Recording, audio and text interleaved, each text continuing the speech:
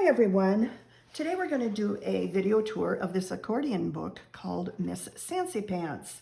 I have a how-to video for how to make these accordion books, and you can find that link below as a list just below this video. I think it's the first one on the list.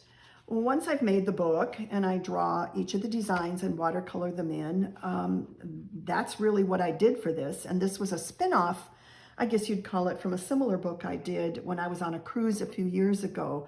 I was just so impressed by all of the confidence and sass that women in their bathing suits displayed. And I found that I loved the subject enough to create just one woman. This is a fictional woman with all these different outfits. I just thought I'd pick one woman and put her in all the different outfits I could think of. And you can make these in about any size. This one's maybe about 6 by 9 inches on the finished size on this one. And I'm going to go through and do a page by page so you can see each of the designs that I made. And I hope you have fun seeing what I created. Just pick a subject and go for it. There's really unlimited things that you can draw and paint.